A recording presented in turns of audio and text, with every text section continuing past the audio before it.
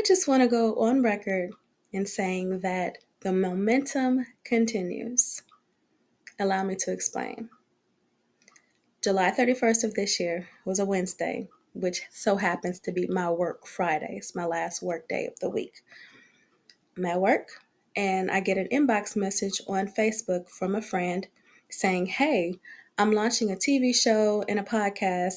Tomorrow is our first day of recording, and I want you to be a guest on my second episode. Will you do it?"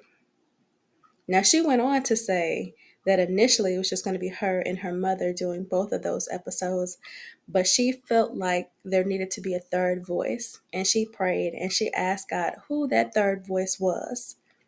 And I am the one that came up in her spirit. I was the answer. So I said yes. And then I went into go mode because I needed a haircut. I needed something to wear. I had to figure out the whole makeup situation. I had to get on the move, but I got it done. And I showed up ready to record, ready to talk on August 1st. That was in the evening of August 1st. I'm on my way home from the studio about 9 o'clock or so. And then I get a text message from my producer saying, "Hey, check your email." Y'all, I already knew what that meant. I knew that that meant he had finished my album. And it is Sincere Reflections Volume 2. Don't worry, I'll put the link in the description. And sure enough, he did finish it. And I was so blown away. One, Kenny does phenomenal work. So the album was above and beyond what I could have imagined, but also the significance of it being done on the same day that this other opportunity got wrapped up. I knew something was stirring. I knew God was moving, and I wanted to stay right where God was. So my prayer became, "Lord, help me to steward this momentum." Because what I didn't want to do is drop the ball on how God was moving. So August 31st, the album releases. A few days later, the guided prayer journal for volumes 1 and 2 releases.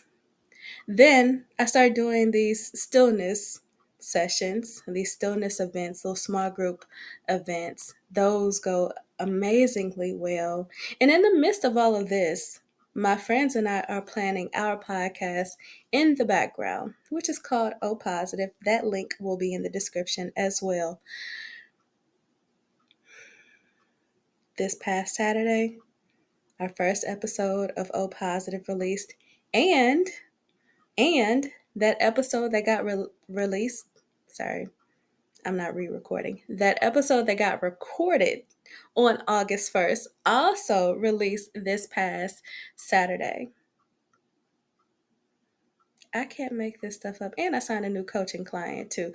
If you need coaching, you need one-on-one coaching, or you need to plan a group workshop for your small group at church or for your work team, holla at your girl. I'll put that link in the description as well. Anywho, what I'm saying is the momentum continues because I recognize the momentum. Let me say it again. The momentum continues because I recognize the momentum. And because I recognized it, I knew to pray.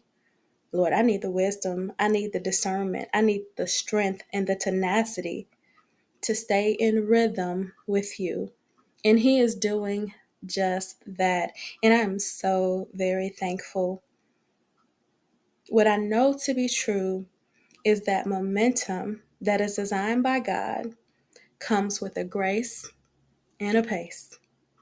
The grace is the empowerment to do all the things to keep the momentum going, because if you look up the definition to momentum, there's a weight component to it or a strength component to it. If you have a semi-truck and a car going down the interstate, both at 75 miles an hour, they're going the same speed, but the semi-truck has more momentum because it has more weight. it's going to take more to stop that semi truck than it's going to take to stop the car. So there is a weightiness to the assignments that God has given me in this season.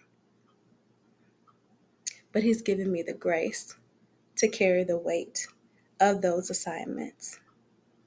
And He carries them with me, right? Because His burden is easy and His yoke is light.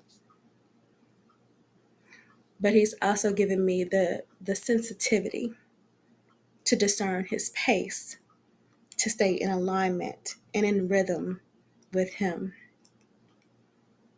So yeah, like I said, the momentum continues. I hope the same for you. Bye, y'all.